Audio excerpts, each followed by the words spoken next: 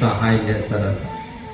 ఆయన వాక్యానికి లోబడి జీవించినప్పుడు, ఆయనకు తగ్గట్లుగా జీవించినప్పుడు దేవుడు మనల్ని అన్ని విషయాలు కూడా దీవిస్తాడు, ఆశీర్వదిస్తాడు అంట. ఏది కావాలో అడిగితే అడుగుడి మీకు ఇవ్వబడును, వెదుకుడి మీకు దొరుకునని దేవుని వాక్యం సెలవిస్తుంది. అడుగు ప్రతి వాడికి పొందుకొనును అని అంటున్నాడు. అడుగు ప్రతి వాడు పొందుకోగలుగుతారు. నువ్వు అడగకపోతే ఏ మేలు ఉండదు, ఏ ఆశీర్వాదం నువ్వు పొందుకోలేవు.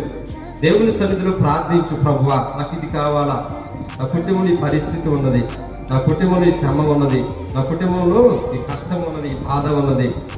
దేవుని సన్నిధిలో మోకరించి దేవుడిని అడగరాదా? దేవుడు అడిగినప్పుడు కదా ప్రార్థన ప్రత్యుత్తరాలు దయచేసేది. నువ్వు అడగకపోతే ఏ మేలు కూడా నువ్వు పొందుకోలేవు. నువ్వు దేవుడిని అడగకపోతే ఏ ఆశీర్వాదాన్ని నువ్వు పొందుకోలేవు అన్నమాట. దేవుడు అంటున్నాడు, అడుగుడి మీకు ఇవ్వబడును అంటున్నాడు, వెదుకుడి మీకు దొరుకును అంటున్నాడు. ఈ పరిస్థితికి చాలిన దేవుడు